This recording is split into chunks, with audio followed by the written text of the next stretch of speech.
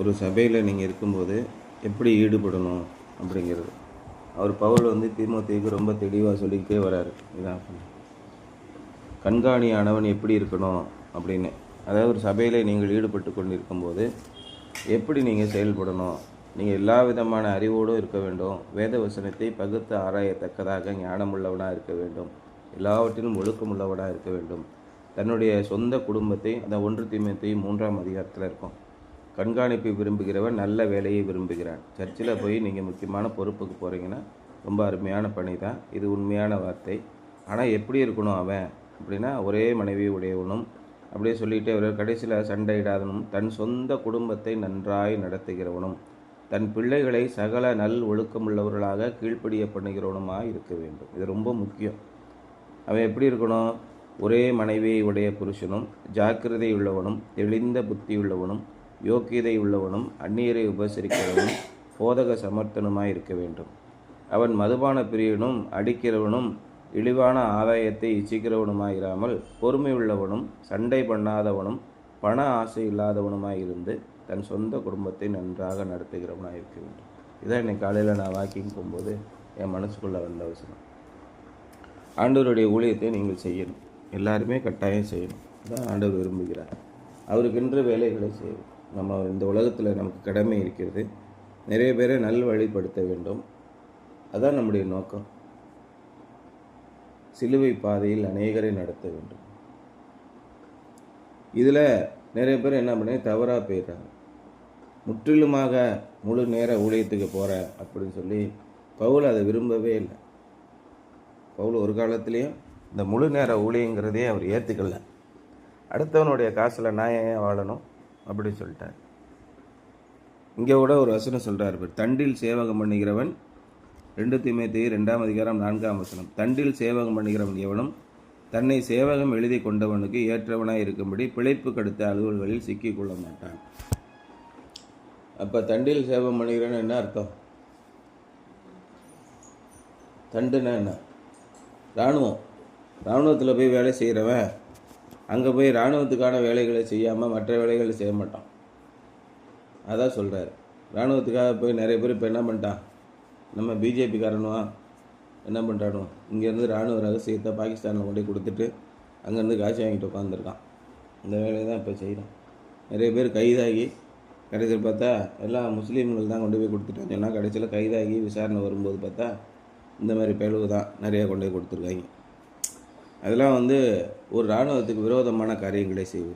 அப்படி நீங்கள் இறைவனுக்கு அடுத்த வேலைகளை செய்யும்போது அந்த பிள்ளைகளை தங்களுடைய சொந்த பிள்ளைகளுக்கே சாப்பாடு கொடுக்காம என்ன வேலை பார்க்க கிழிக்க வேண்டியிருக்கு. சர்ச்சில் பிள்ளைகளை கொண்டு ஸ்கூலில் சேர்க்க தெரியல, பிள்ளைகளை உரிய நேரத்தில் திருமணம் பண்ணி கொடுக்க தெரியல, பிள்ளைகளுக்கு நல்ல காரியங்களை செய்து கொடுக்க தெரியல, பிள்ளைகளுக்கு நல்ல ஒழுக்கமுள்ளவர்களாக வளர்க்க வேண்டும் அப்படின்னு போட்டிருக்கு. நல் ஒழுக்கமுள்ளவர்களாக அவர்களை வளர்க்க வேண்டும்னு போட்டிருக்கு.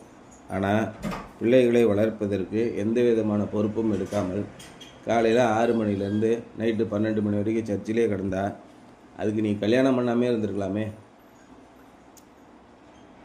அப்போது தேவ வசனம் சமநிலையாக இருக்கணும்.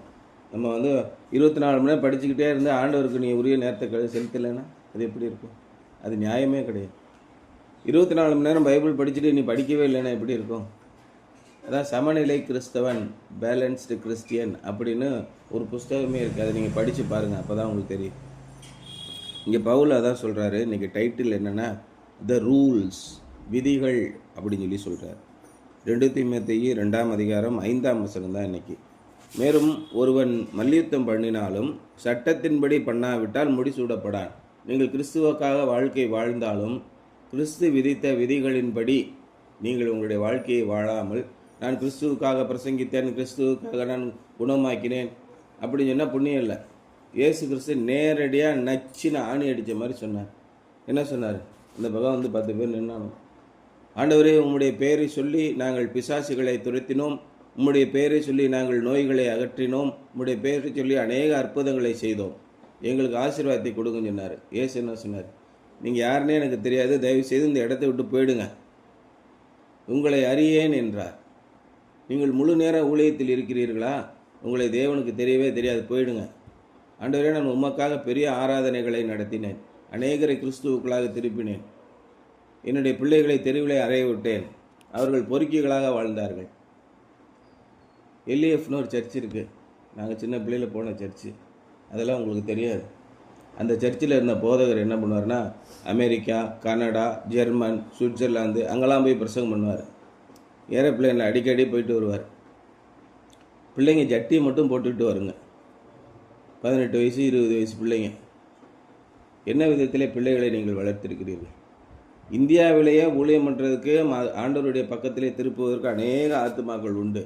ஆனால் இங்கேருந்து அவர் இங்கிலாந்துக்கும் அமெரிக்காவுக்கும் கனடாவுக்கும் சுவிட்சர்லாந்துக்கும் போய் அங்கே இருக்கிற மக்களுக்கு போதகம் பண்ணுறாரு.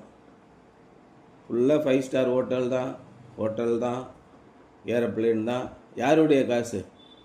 இங்கே அன்றாடங்காட்சிகளாக இருந்தாங்கள்ல, அவங்களோட காணிக்கை காசை வச்சுட்டு சுகபோகமான வாழ்க்கை வாழ்ந்தார்கள். பிள்ளைகள் தறிகட்டு போனார்கள்.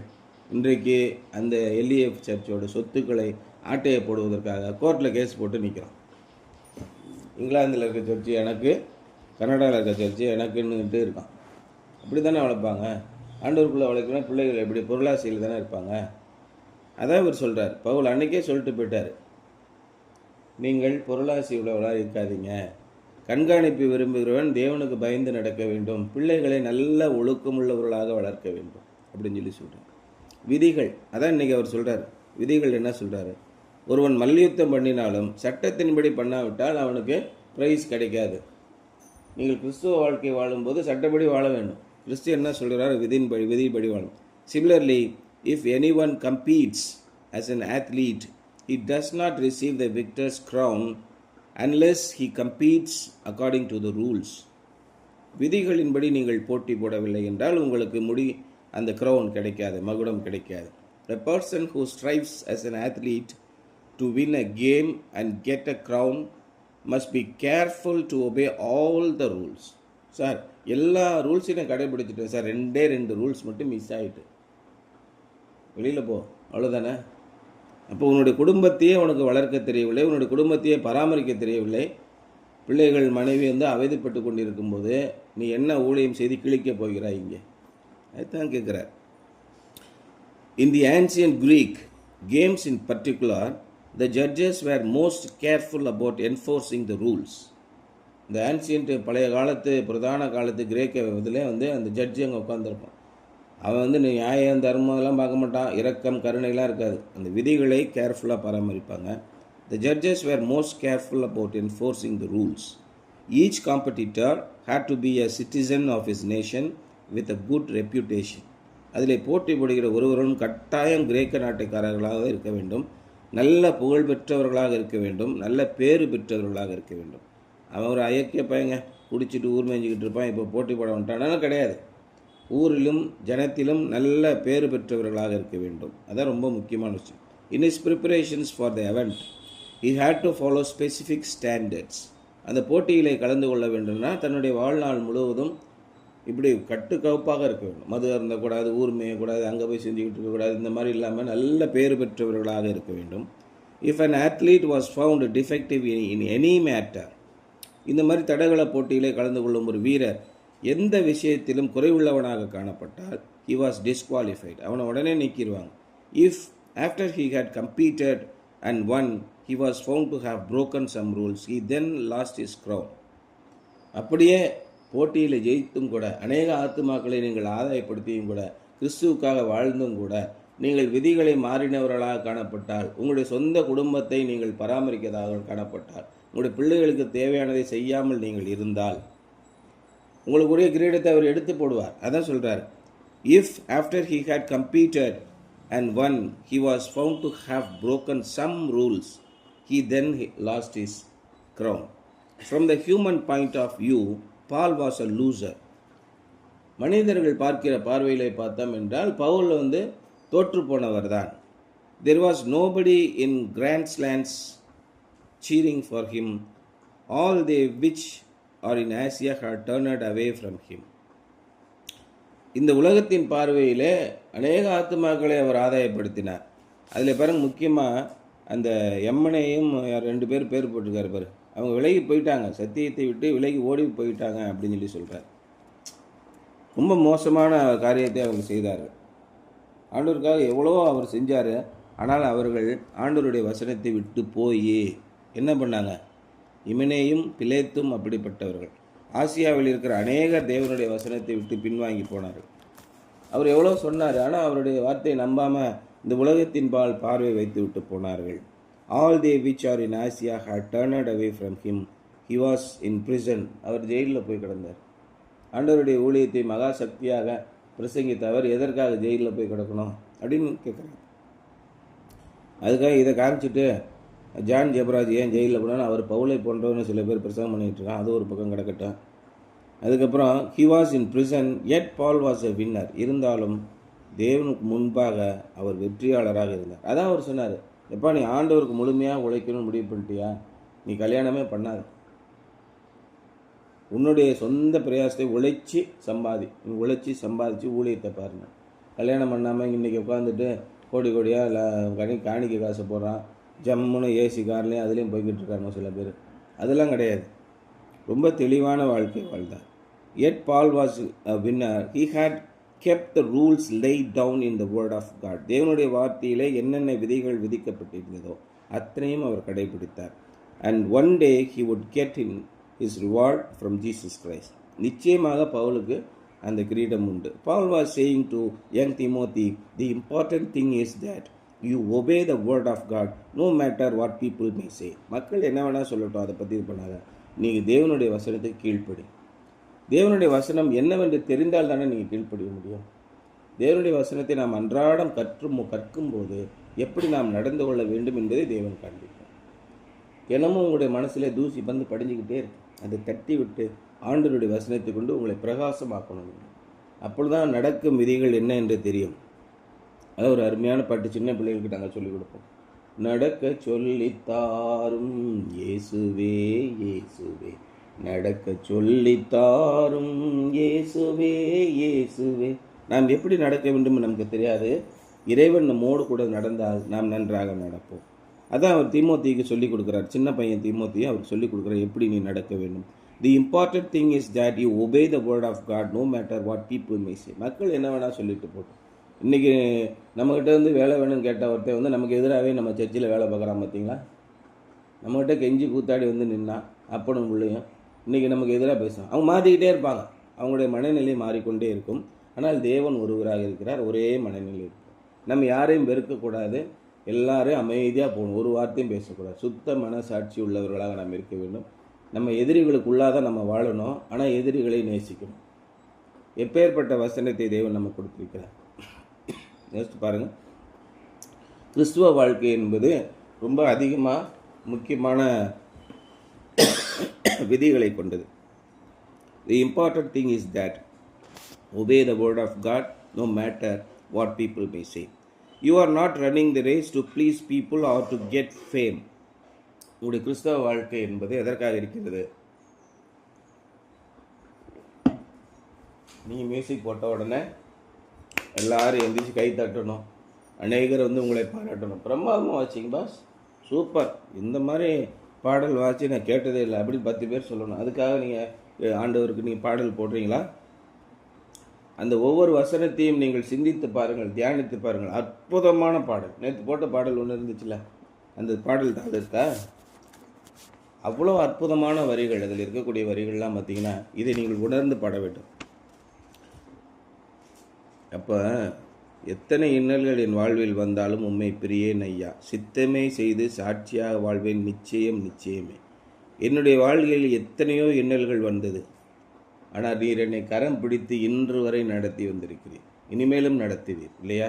இது ஒவ்வொரு வசனத்தையும் நீங்கள் படித்து பாருங்கள். அப்படி நீங்கள் மியூசிக் போடும்போது, நீங்கள் இறைவனுக்காக வாழும்போது நீங்கள் உண்மையான கிரீடத்தை பெறுவீர்கள். ஐயர்கிட்டேருந்து கிரீடம் வாங்கணுமா, ஏசுகிட்டேருந்து கிரீடம் வாங்கணுமா? யோசனை பண்ணி பாருங்கள். நம்முடைய மக்கள்கிட்டேருந்து கிரீடம் வாங்கணுமா, ஏசுகிட்டேருந்து வாங்கணுமா? யோசனை பண்ணி பாருங்கள். நம்ம செக்ரட்டரியிலேருந்து கிரீடம் வாங்கணுமா, ஏசுகிட்டேருந்து வாங்கணுமா? எது உங்களுக்கு வேணும்? கலெக்டர்கிட்டேருந்து வாங்கணுமா, இல்லை நம்ம முதலமைச்சர்கிட்டேருந்து வாங்கணுமா? எது உங்களுக்கு சிறப்பு? ஆகவே இயேசு கிறிஸ்துவுக்கு உண்மை உள்ளவர்களாக நீங்கள் வாழ வேண்டும். You are not running the race to please people or to get fame. You are running to please Jesus Christ. இயேசு கிறிஸ்துவுக்கு இயேசு கிறிஸ்துவின் மனதிற்கு சந்தோஷத்தை தருவதற்காக நீங்கள் வாழ்க்கை வாழ்கிறீர்கள். எல்லா விதத்திலும் ஒழுக்கமுள்ளவர்களாக இருக்க வேண்டும். இதான் நம்முடைய வாழ்க்கை. விதிகள் தேவனுடைய வசனத்திலே இருக்கின்றன, அதன்படி வாழுங்கள். தூங்கக்கூடாது அதிகமாக. குறித்த நேரத்தில் எந்திக்கொண்டு ஆண்டவரே உம்மை தியானிக்கும்படி நான் பாதி ஜாமத்தில் எந்திக்கிறேன் அப்படின்னு தாவீது சொல்கிறான். அப்படி தியானிக்கிறவர்கள் அத்தனை பேர்களும் ஆசீர்வதிக்கப்பட்டார். அத்தனை பேர்களுக்கும் மகா பெரிய வல்லமை இருந்தது. தேவனுடைய சித்தம் என்னமோ அது நிறைவேறும் அளவும் எல்லா விதத்திலும் அவர்களை நடத்தினார். Something to ponder. What does it mean for you to obey the rules in regard to your faith? உங்களுடைய விசுவாசத்தை பொறுத்த மட்டிலே விதிகளுக்கு கீழ்ப்படிதல் என்றால் என்ன பொருளாகிறது? நீங்கள் என்னென்ன விதிகளை கீழ்ப்படிய வேண்டும்? ஆண்டவருக்காக நம்ம உழைக்கணுங்க. காலையில் 6 மணிக்கு சர்ச்சுக்கு போயிட்டு நைட்டு 12 மணி வரைக்கும் சர்ச்சிலே குப்பையை கூட்டிக்கிட்டே இருப்போம், அதான் நம்முடைய வேலை அப்படின்னு சில பேர் நினைக்கிறாங்க. நாம் இறைவனுடைய பணிகளை கட்டாயம் செய்ய வேண்டும், ஊழியத்தை செய்ய வேண்டும், இது நம்முடைய கடமை. உங்களுக்கென்று குடும்பம் இருக்கிறது இல்லையா? குடும்பத்தை பார்க்கறது இல்லையா? அப்போ உங்கள் வேலையை யார் செய்கிறது? நிறைய குடும்பங்கள் அழிந்து போனதுக்கு காரணம் என்ன? குடும்பத்தை பராமரிக்காமல் போனது. அப்புறம் பிள்ளைகளை யார் வளர்ப்பா? குடும்பம் பிள்ளை வேணா எந்த நீ கல்யாணம் பண்ண? வேலைகள் எப்போயுமே இருந்துக்கிட்டே இருக்கும். நீங்களே இழுத்து போட்டு பிசாசானவன் அதிலும் உங்களை மனதை கெடுக்கிறேன். உங்களுடைய குடும்பத்தை நீங்கள் பராமரிக்காதபடி நீ ஆண்டவருக்காக அப்பா ஊழி சொல்லுவோம். உன்னை மாதிரி ஒரு ஊழியக்காரன் கிடையாது, எப்படி நீ ஈடுபடுற ஏங்க அப்பா அப்படின்னு நமக்குள்ளே தற்பெருமை உருவாக்கி உங்களுடைய குடும்பத்தை சீரழிக்கிறேன். நீங்கள் படிக்கிற நேரத்தில் படிக்கணும், மியூசிக் போடுற நேரத்தில் மியூசிக் போடணும், அதே நேரத்தில் ஆண்டவருக்காக உழைக்க வேண்டிய நேரத்தில் உழைக்கணும், ஆண்டவருக்காக சாட்சியாக வாழ்கிறதிலும் வாழ வேண்டும். அதில் என்ன சொல்கிறாரு? மிக ரொம்ப சொல்கிறார், எல்லாவற்றிலும் தன்னை காத்து கொள்ள வேண்டும். கிரேக்க நாடுகளில் போகிறவன் அந்த விளையாட்டு வீடுகளும் எல்லா விதிகளும் கீழ்ப்படியணும். 96 விதிகளுக்கு கீழ்ப்படிந்து 2 விதிகள் கீழ்ப்படினாலும் அவுட்டு. எல்லா விதத்திலும் நீங்கள் கர்த்தருக்கு பயப்படுகிறவர்களாக இருக்க வேண்டும் என்பதுதான் இன்றைய சிந்தனை. சரியா?